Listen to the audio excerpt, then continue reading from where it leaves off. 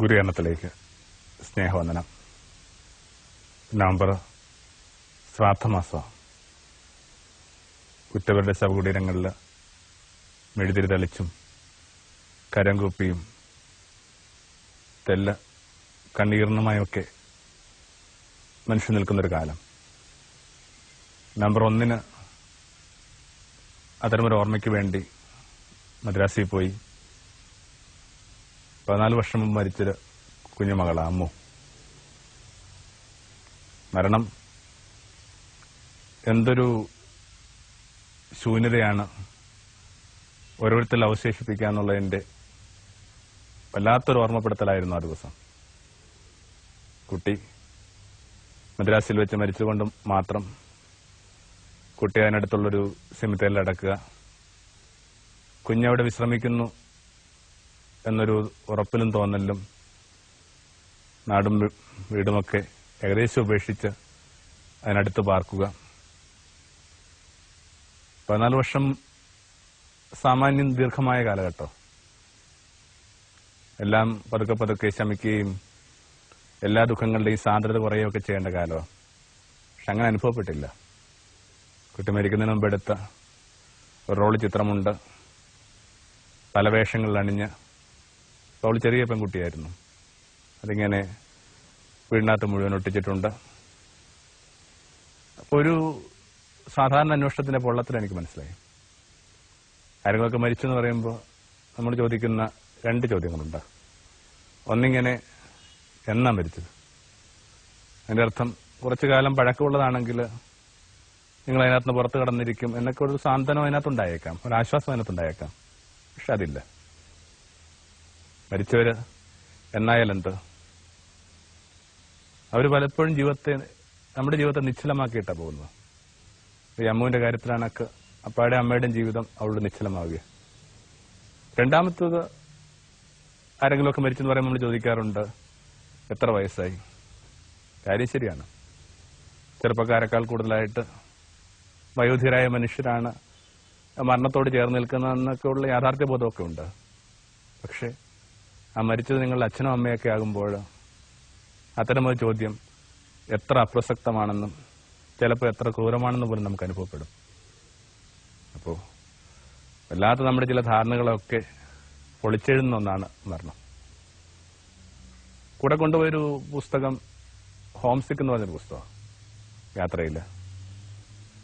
അതിങ്ങനെ ഈ ദിവസങ്ങളിലൊക്കെ വായിക്കുന്നുണ്ട്.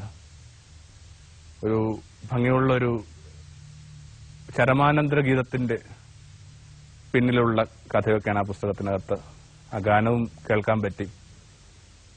അമ്മുവിന്റെ അമ്മ പറഞ്ഞതും ഇതുമായിട്ട് ബന്ധമുണ്ട്. കുഞ്ഞിന്റെ കല്ലറയിലെ പ്രാർത്ഥനയൊക്കെ കഴിയുമ്പോൾ നെടുവീർപ്പോടുകൂടി ആ അമ്മ പറഞ്ഞത് ഇങ്ങനെയാണ്: എത്ര കാലം കൂടി ഞങ്ങൾക്ക് ഇങ്ങനെ കാത്തിരിക്കണം അവളോടൊപ്പം എത്താനായിട്ട്. അപ്പൊ അങ്ങനെ ഒരു ഡയമെൻഷൻ ഉണ്ട്. മരിച്ചവരെ ജീവിക്കുന്നവരെ ഹോംസിക്ക് ആക്കിയ വീടെന്ന് പറയണത് നിങ്ങൾ സ്നേഹിക്കുന്ന ഒരിടമാണെങ്കിൽ ഉറ്റവര് മരിച്ചു പോകുമ്പോൾ നിങ്ങളുടെ വീട് ഈഹത്തിലാണോ അതോ പരത്തിലാണോ? അത് വിറങ്ങണ്ട. അതുകൊണ്ടാണ് മനുഷ്യര് ഈ ഉറ്റവരുടെ അടുക്കലേക്ക് ചെല്ലാനായിട്ട് ഇത്രയും കാംക്ഷിക്കുന്നത്.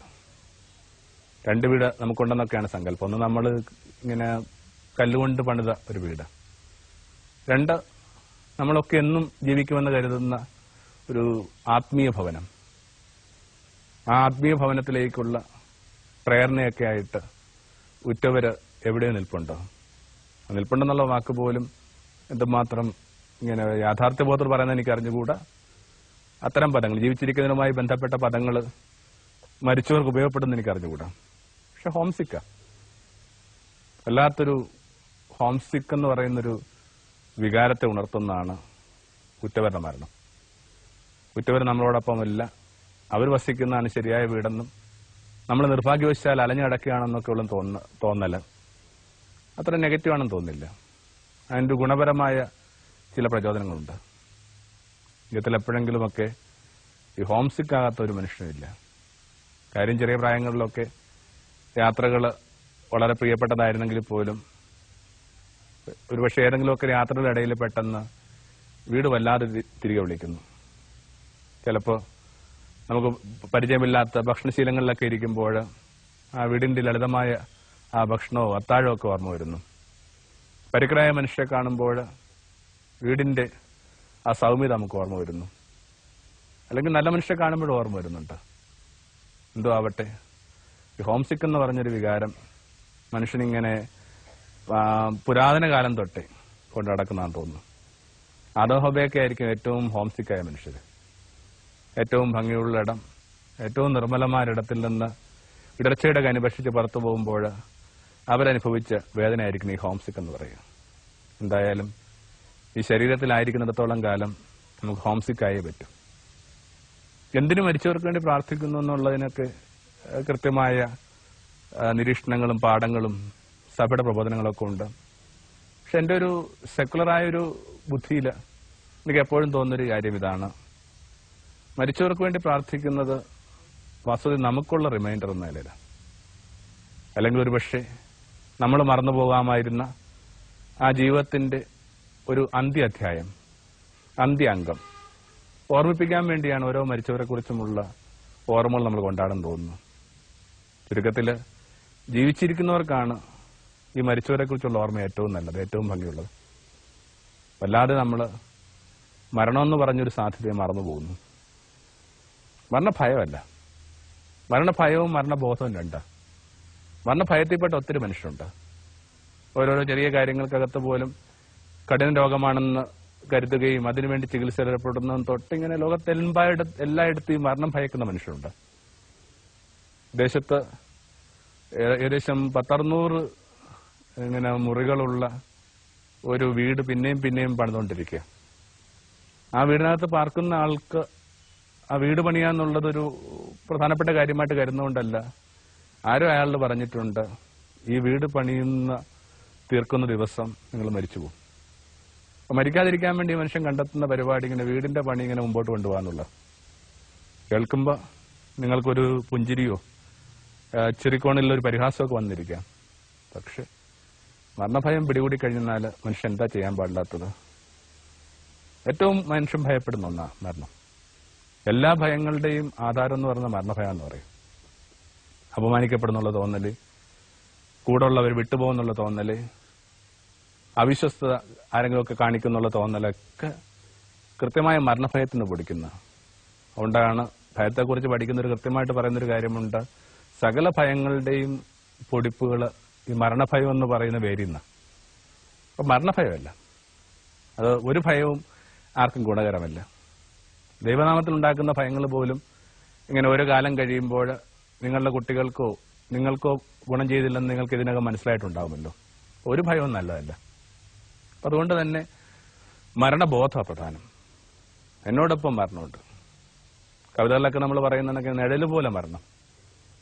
ആരോഗ്യ നിഗമനത്തിലൊക്കെ വായിക്കുന്ന കണക്ക് ഇങ്ങനെ തൊട്ടടുത്ത ഒരു മനോഹരിയായ ഒരു സ്ത്രീ വന്ന് നിൽപ്പുണ്ട്. ഫ്രാൻസിസൊക്കെ മരണത്തെ വിളിച്ച വാക്കും അത് തന്നെയാണ്, പെങ്ങള്, സിസ്റ്റർ ഡെത്ത്. പരികിലൊക്കെ ഇങ്ങനെ ഒരു മരണം ഓരോരുത്തരെയും ചുറ്റി നിൽപ്പുണ്ടെന്നുള്ളൊരു തോന്നല്. അതിനകത്ത് ഇത്രയും ഭീതികരമായ ഒന്നുമില്ല. അത് ഏറ്റവും കൃത്യമായ യാഥാർത്ഥ്യബോധവുമായി ബന്ധപ്പെട്ടുള്ള കാര്യമാണ്. ശ്വാസവും ആ ഒരു breath in and breath out എന്നൊക്കെ പറയുന്ന പ്രക്രിയ. ശ്വസിക്കുക, ഉള്ളിലേക്ക് എടുക്കുക എന്ന് പറയുന്ന അർത്ഥം ലൈഫാണ്. പുറത്തേക്ക് നിങ്ങളതിനെ എക്സൈൽ ചെയ്യുമ്പോഴോ കുറച്ച് വിദേശമായ ചില രീതികളെക്കുറിച്ചോ ശീലങ്ങളെക്കുറിച്ചോ അറിയാം. ഒരു പൊതു ഇടത്തിൽ വെച്ച് നമ്മളും തുമ്മിക്കഴിഞ്ഞാൽ പെട്ടെന്ന് എല്ലാവരും സൈലന്റ് ആകും. അത്രയും വലിയൊരു കൈപ്പിഴ പറ്റിയോ എന്നൊക്കെ നമ്മളിങ്ങനെ വിഷമിച്ചിരിക്കുമ്പോൾ അവരെല്ലാവരും കൂടി പറയും ഗോഡ് ബ്ലസ്. ഒന്ന് തുമ്മിക്കഴിയുമ്പോൾ ഇത്രയും ഗോഡ് ബ്ലസ് എന്നൊക്കെ പറയുന്നൊരു ഫസ് അല്ലേ? ഒരാവശ്യമില്ലാത്ത ഒരു ഇങ്ങനെ കെട്ടുകാഴ്ചയല്ലേ? ആ വാക്ക് ഇത്തിരി കട്ടിപ്പോയി. അപ്പോൾ അവർക്ക് അതിന്റെ മീതമുള്ളൊരു ഉണ്ടാക്കുന്ന എനിക്ക് തോന്നുന്നു. അപ്പോൾ അതല്ല, അവരെ സംബന്ധിച്ചിടത്തോളം ഒരാള് തുമ്മുന്ന സ്നീസ് ചെയ്യുന്ന ആ സമയത്ത് പിന്നെ ഈ മനുഷ്യനോടൊപ്പം ജീവനില്ല. പിന്നെ ഏതോ ഒരു ശക്തി നിശ്ചയിച്ചാൽ മാത്രമേ ആ പുറത്തേക്ക് പോയ ശ്വാസം തിരികെ വരികയുള്ളൂ. അത് വരുന്നല്ലോ എന്ന ആശ്വാസത്തിലാണ് അവർ ആ ഗോഡ് ബ്ലെസ് യു എന്ന് പറയുക. ഇതിന്റെ അർത്ഥം എന്താണ്? ഓരോ മിടിപ്പിനോടൊപ്പം, ഓരോ ശ്വാസോച്ഛ്വാസത്തോടൊപ്പം നമ്മൾ മരണം കൊണ്ട് നടക്കുന്നുണ്ട്. അത് തിരിച്ചറിയുന്ന മനുഷ്യര് കുറെ കൂടി ജീവിതത്തെ പാകതയോടും പക്വതയോടും കൂടി അഭിമുഖീകരിക്കുന്നു. പഴയ സാഹിത്യ ഗ്രന്ഥങ്ങളൊക്കെ നമ്മൾ വായിച്ചു കേൾക്കുന്ന കണക്ക് 2 ചങ്ങാതിമാര് പിരിഞ്ഞു പോകുമ്പോൾ കൈപിടിച്ച് കുലുക്കുകയാണ്. എന്നിട്ട് ഇയാളിങ്ങനെ നടന്നു പോകുമ്പോൾ ഈ മനുഷ്യൻ, വീട്ടുകാരൻ അയാളുടെ ഭാര്യയോട് പറഞ്ഞു, അവന്റെ കൈകൾക്ക് ഭയങ്കര തണുപ്പാ, ആ തണുപ്പില് മരണമുണ്ട്. In his hands I sense death. അറം പറ്റിയത് കണക്ക് സഞ്ചരിച്ചിരുന്ന ബോട്ട് ബോട്ട് വെള്ളത്തിൽ മുങ്ങിപ്പോവുകയും കവി കൊല്ലപ്പെടുകയും ചെയ്തു. ശല്യത് വല്ലപ്പോഴുമൊക്കെ ഒരു കരം കൊണ്ട് മറ്റേ കരത്തെ ഒന്ന് ചേർത്ത് പിടിച്ചിട്ട് പറയണം, in my hands I sense death. മരണം ഒരു പ്രക്രിയയാണെന്ന് മനസ്സിലാക്കിയ പ്രധാനം. It's A process. നമ്മൾ പറയാറില്ലേ പെട്ടെന്ന് മരിച്ചു. പെട്ടെന്ന് എങ്ങനെയാ മരിക്കണത്? 40 വയസ്സുള്ള ഒരാൾ മരിച്ചു എന്ന് പറയുമ്പോൾ 40 വയസ്സിൽ മരിച്ചു എന്നുള്ളതല്ല, 40 വയസ്സോളം മരിച്ചുകൊണ്ടിരിക്കുകയായിരുന്നു. ഓരോ നിമിഷവും ഇങ്ങനെ കോശങ്ങൾ മൃതമാവുകയും പുനർജനിക്കുകയും ചെയ്യുന്നുണ്ട്. അതിന്റെ ആ പ്രൊപ്പോർഷൻ സൂക്ഷിക്കാൻ പറ്റാതെ പോകുമ്പോൾ ഇങ്ങനെ മരിക്കുന്നതിനനുസരിച്ച് കോശങ്ങൾക്ക് ജനിക്കാൻ പറ്റാതെ പോകുമ്പോൾ അതിന് വാർദ്ധക്യം എന്ന് പറയുന്നു. എന്തായാലും ഇങ്ങനെ കൂടെ കൊണ്ട് നടക്കുന്ന അനുഭവത്തിന്റെ പേരാണ് മരണം.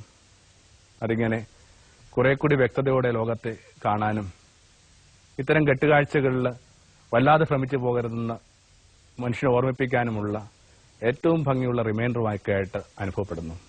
അതുകൊണ്ടൊക്കെ തന്നെ ആയിരിക്കണം എല്ലാ പാരമ്പര്യങ്ങളിലും ഈ മരിച്ചവരെ ഓർമ്മിക്കാനുള്ള സാഹചര്യങ്ങൾ ഉണ്ടാക്കുന്നത്, സൃഷ്ടിക്കുന്നത്. തൊട്ടപ്പുറത്തായിട്ട് ഒരു ഹൈന്ദവ ഭവനത്തിൽ ഇവിടേക്ക് വരുമ്പോൾ കണ്ട കാഴ്ച തന്നെയായിരുന്നു.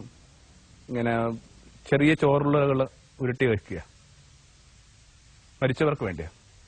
മരിച്ചവർ ഇതൊന്നും ഭക്ഷിക്കില്ലെന്ന് നമുക്കറിയാം. പക്ഷെ മരിച്ചവർക്ക് വേണ്ടി ഒരുക്കി വെക്കുന്ന ഈ ഉരുളകള്, അത് അവർക്ക് ഇഷ്ടമുള്ള ഭക്ഷണങ്ങൾ ഇങ്ങനെ അവർക്ക് വേണ്ടി ഉണ്ടാക്കുന്നതിനിടയിലൊക്കെ നമ്മൾ ജീവിതത്തിലേക്ക് തിരിച്ചു കൊണ്ടുവരുന്ന മരിച്ചവരുടെ ഓർമ്മയുണ്ട്, ശക്തമായ ഓർമ്മയുണ്ട്. അതിനകത്തൊരു കുഞ്ഞുരുള്ള പ്രത്യേകം ശ്രദ്ധിച്ചു.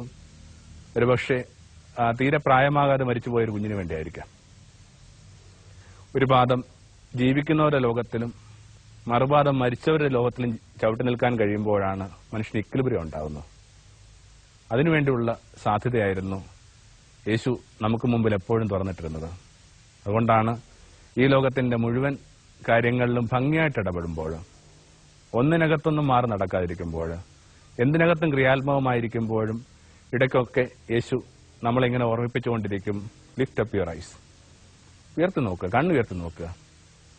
ഇതിനകത്ത് കുരുങ്ങിപ്പോകാതിരിക്കാൻ വേണ്ടിയാ. എന്നാൽ ഈ കണ്ണുയർത്തി നോക്കി നിന്നിരുന്ന ശിഷ്യന്മാരോട് വളരെ വ്യക്തമായിട്ട് വേദപുസ്തകം പറയുന്നുണ്ട്, നിങ്ങൾ എങ്ങോട്ടാണ് നോക്കി നിൽക്കുന്നത്? യേശുവിന്റെ സ്വർഗാരോഹണ ദിവസം നമ്മൾ വായിച്ചു കേൾക്കുന്നത്. നിങ്ങൾ എങ്ങോട്ടാണ് നോക്കി നിൽക്കുന്നത്? മേഘത്തിലേക്ക് നോക്കി നിൽക്കുക. അവര് അങ്ങനെ മേഘത്തിലോട്ട് നോക്കി നിൽക്കേണ്ട ആൾക്കാരും അല്ല, ഗലീലിലോട്ട് പോകാനാ പറയുന്നത്. അപ്പൊ മേഘത്തിലേക്ക് മാത്രം ഉറ്റുനോക്കി നിൽക്കുന്ന മനുഷ്യരോട് തീരങ്ങളിലേക്ക് പോയി ആ മുക്കുവരോടൊപ്പം പണിയിലേർപ്പെടാനും, കൊച്ചുവള്ളങ്ങളിൽ പോയി ചൂണ്ട പിടിക്കാനും, കുഞ്ഞുങ്ങളെ കുളിപ്പിക്കാനും, ഭാര്യയോടൊപ്പം സ്നേഹം അനുഷ്ഠിക്കാനും ഒക്കെ ആവശ്യപ്പെട്ടുകൊണ്ട് വേദപുസ്തകം അവസാനിപ്പിക്കുക. അല്ലെങ്കിൽ അങ്ങനെയാണ് നടപടി പുസ്തകം നമ്മൾ വായിക്കുന്നത്. അപ്പോൾ എന്തിന്റെ ഒരു ബാലൻസ് ഉണ്ട്. ഇവിടെ ആയിരിക്കുമ്പോൾ ഒന്ന് മിഴിവേർത്ത് നോക്കാനും, മിഴിവേർത്ത് നിൽക്കുമ്പോൾ തീരത്തേക്ക് പോകാനും പ്രേരിപ്പിക്കുന്ന പുസ്തകം. നേരത്തെ പറഞ്ഞ കണക്ക് ഒരു പാദം ജീവിക്കുന്നവരുടെ ലോകത്തിലും മറുപാദം മൃതരുടെ ലോകത്തിലും ചവിട്ടി നിൽക്കാൻ കഴിയുമ്പോൾ മാത്രം ലഭിക്കുന്ന ഒരു ആത്മീയ കൃപയുണ്ട്. അത്ര ഭംഗിയായിട്ടാണ് വിവേകാനന്ദൻ പറഞ്ഞിരിക്കുന്നത്, അന്യ വീട്ടില് വേലക്ക് നിൽക്കുന്ന ആയക്കണക്ക് ജീവിക്കാൻ ഞാൻ എൻ്റെ മനസ്സിനെ പഠിപ്പിച്ചു. ഈ വീട്ടിലെ കുഞ്ഞിന് ഭക്ഷണം ഒരുക്കുമ്പോൾ, ഈ വീട്ടിൽ ചുരുണ്ടുകൂടി ഉറങ്ങുമ്പോൾ എനിക്കറിയാം ഇതെന്റെ കുഞ്ഞല്ല, ഇതെന്റെ അത്താഴമല്ല, ഇതെന്റെ വീടല്ല. ഹോം സിക്ക്. ഇതെന്റെ വീടല്ലെന്ന് മനസ്സിലാക്കിയ മനുഷ്യന്റെ ഹോം സിക്നെസ്, അത് വല്ലാത്ത അനുഭൂതികൾ ജീവിതത്തിന് തരും. എന്തിനകത്തുനിന്ന് മാറി നിൽക്കാനുള്ള ധൈര്യം തരും. ചെറിയ കാര്യങ്ങളിൽ ഇടറിപ്പോകാതിരിക്കാനുള്ള ഊർജം തരും. നവംബർ മരിച്ചവരെ ഓർമ്മിക്കാൻ വേണ്ടി മാത്രമല്ല, ജീവിക്കുന്നവരെങ്ങനെ മരിക്കണമെന്ന് ഓർമ്മിപ്പിക്കാൻ വേണ്ടി കൂടിയാ. 3 കാര്യങ്ങൾക്ക് വേണ്ടിയാണ് ആത്മീയത എന്ന് നമ്മൾ പൊതുവെ പറയുന്നത്. ഒന്നിങ്ങനെ അർത്ഥപൂർണമായ യൗവനം, 2 പ്രസാദം നിറഞ്ഞ വാർദ്ധക്യം, ഗ്രേസ്ഫുൾ ഏജിങ്. എളുപ്പമല്ല ഇങ്ങനെ പ്രസാദത്തിൽ നിന്ന് ഇങ്ങനെ വാർദ്ധക്യത്തിലേക്ക് പ്രവേശിക്കുക എന്നുള്ളത്. കാരണം പലരും പല രീതിയിൽ ഇങ്ങനെ വാർദ്ധക്യത്തെ ചേർത്ത് നിൽക്കാനുള്ള കഠിനമായ ശ്രമങ്ങളിൽ ഏർപ്പെട്ടുകൊണ്ടിരിക്കുക.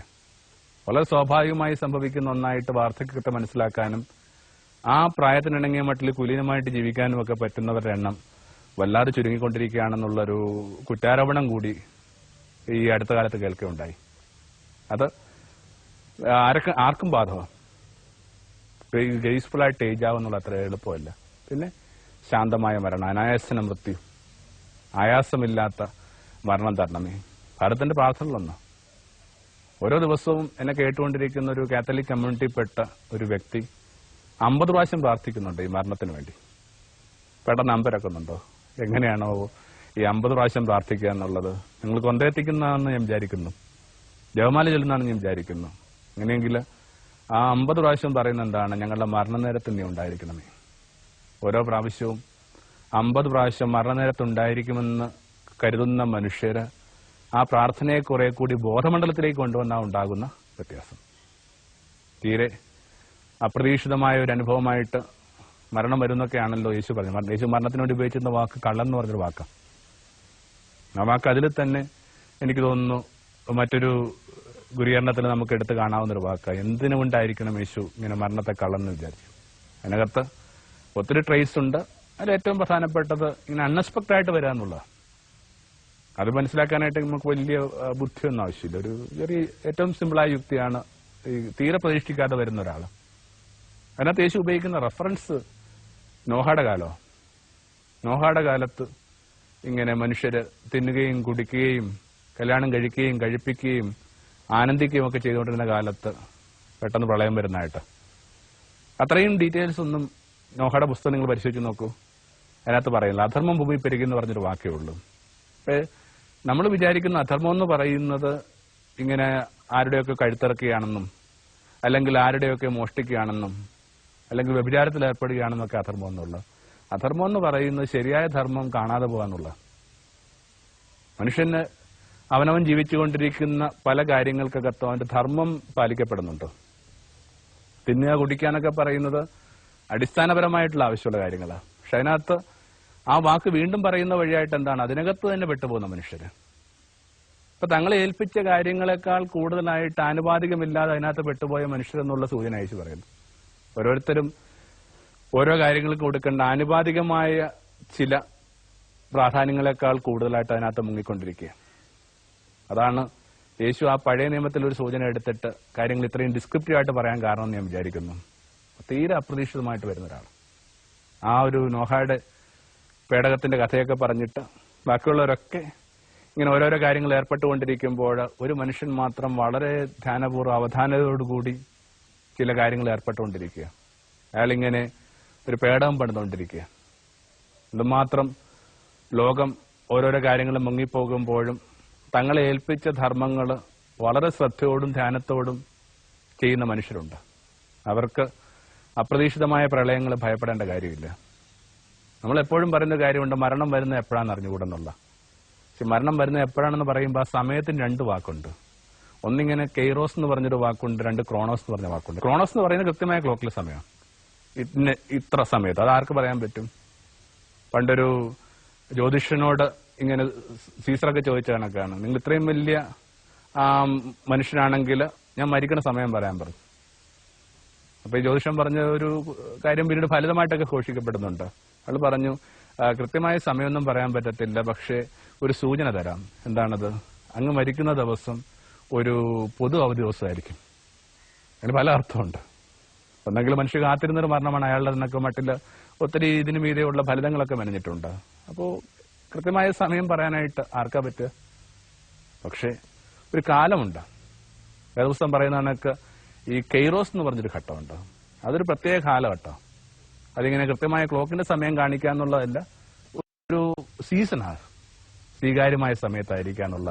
അപ്പോൾ ഘടികാരത്തിന്റെ സമയം നോക്കിയല്ല മരണനിര നിശ്ചയിക്കേണ്ടത്. നമ്മൾ സ്വീകാര്യമായ സമയത്തിലാണോ അല്ലേ എന്നുള്ളതാണ് നിശ്ചയിക്കേണ്ടത്. നമ്മൾ ക്രോണോസിലാണ്. ക്രോണിക്കിൽ തുടങ്ങിയ വാക്കുകളൊക്കെ വരുന്നത് ആ വാക്കിനകത്തു നിന്നാണ്. ക്രോണോസ് പറഞ്ഞ വാക്കിനകത്തു നിന്ന്. അതോ കെയ്റോസിന്റെ ഭാഗം. 3 കഥകളാണ് യേശു അതിനോട് ചേർന്ന് പറയുന്നത്. ഒന്നിങ്ങനെ അവിശ്വസ്തനായ കാര്യസ്ഥന്റെ കഥയാണ്. യജമാൻ വരില്ല എന്നൊക്കെ വിചാരിച്ചിട്ട് അയാൾ ഇങ്ങനെ ഭൃത്യന്മാരോട് കഠിനമായിട്ട് പെരുമാറുകയാണ്.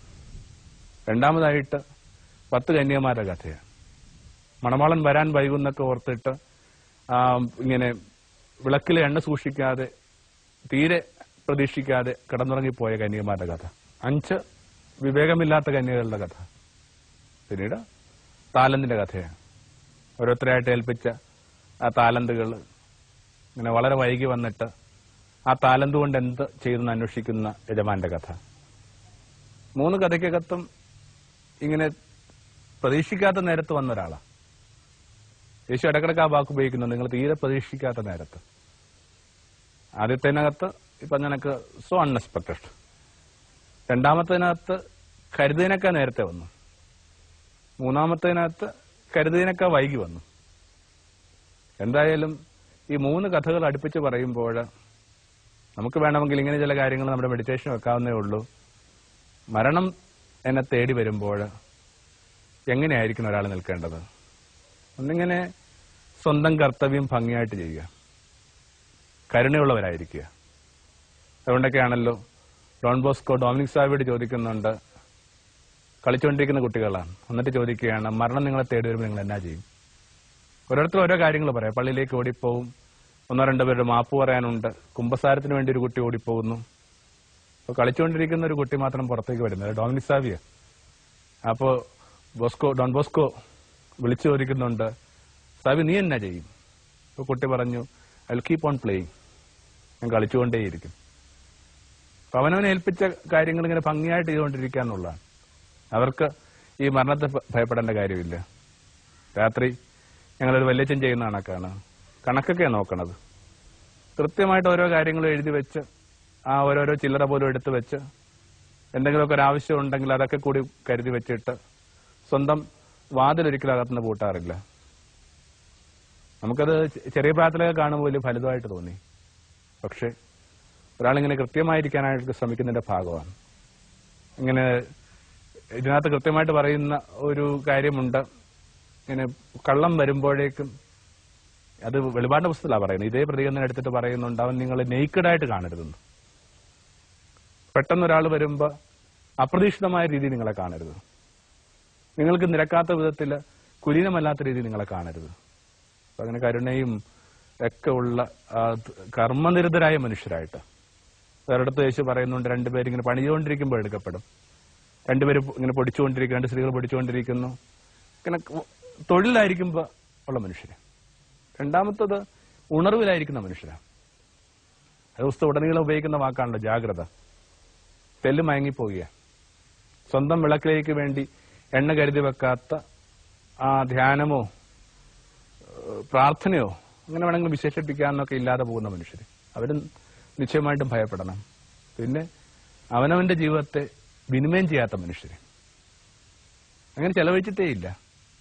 തങ്ങൾക്ക് കിട്ടിയ സാധ്യതകൾ അതേപോലെ ഇങ്ങനെ മൂടി വെച്ചുകൊണ്ടിരിക്കുക.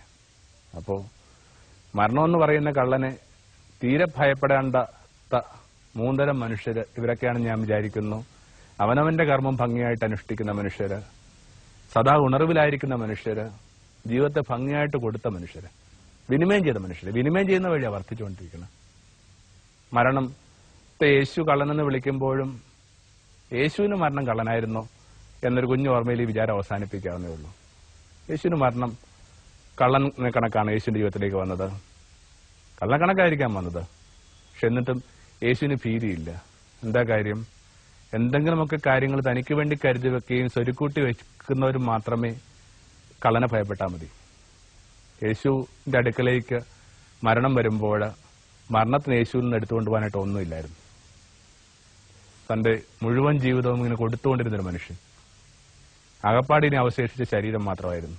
മരിക്കുന്നതിന് 18 മണിക്കൂർ മുമ്പ് അതും പറഞ്ഞു, എന്റെ ശരീരം എടുത്തുകൊള്ളുക. ഇനി മരണത്തിന് എന്താണ് യേശുവിൽ നിന്ന് എടുക്കാനുള്ളത്?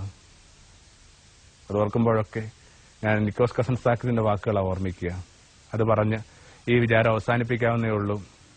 അർബുദം ഉണ്ടെന്ന് അന്ന് കുറച്ച് ഒരു മാരകമായ രോഗമായിട്ട് ഇത് ഗണിക്കപ്പെടുന്നത്. ഇന്ന് നിശ്ചയമായിട്ടും നമുക്ക് പുറത്ത് കടക്കാനായിട്ടുള്ള ഭംഗിയുള്ള ചികിത്സാ രീതികളുണ്ട്, സഹായങ്ങളുണ്ട്, കാലം മുമ്പോട്ട് പോയിട്ടുണ്ട്. പക്ഷെ അന്നത് വലിയൊരു വെള്ളിരു കണക്കായി മനുഷ്യൻ അനുഭവപ്പെട്ടത്. ഈ മനുഷ്യൻ പറഞ്ഞത് ഇങ്ങനെയാണ്, എനിക്കിങ്ങനെ ഒരു ഗൗരവമായ രോഗം വന്നു, ഞാൻ ചെയ്യാൻ പോകുന്ന കാര്യം ഇതാണ്, തെരുവിൽ ചെന്നിട്ട് കണ്ടുമുട്ടുന്ന ഓരോരുത്തരുടെ പറയും, ഞാൻ നിക്കോസ് കസ്സാക്കിസ്, നിങ്ങളുടെ പ്രിയപ്പെട്ട എഴുത്തുകാരനാ, നിങ്ങളുടെ ആയുസ്സിന് എനിക്ക് 10 മിനിറ്റ് താ, അതെല്ലാം കൂടി ചേർത്ത് ഞാൻ ഒരു പ്രത്യേക കാലം ഉണ്ടാക്കും, എന്നിട്ട് എനിക്കറിയാവുന്നതൊക്കെ ഞാനിങ്ങനെ എഴുത്തിച്ചൊരിയും. ഒടുവില് മരണം എൻ്റെ അടുക്കലേക്ക് വരുമ്പോൾ മരണത്തിന് കിട്ടാൻ പോകുന്നത് ഒരു സഞ്ചി നിറയെ മജ്ജയില്ലാത്ത എല്ല് മാത്രമായിരിക്കും. അങ്ങനെ കൊടുത്ത മനുഷ്യര്, നിരന്തരം കൊടുത്ത മനുഷ്യര്, അവരെന്തിനാണ് മരണത്തെ ഭയപ്പെടുന്നത്? ആമേൻ. We're in a better place, I've heard 1,000 times, and at least 1,000 times I've rejoiced for you. But the reason why I'm broken, the reason why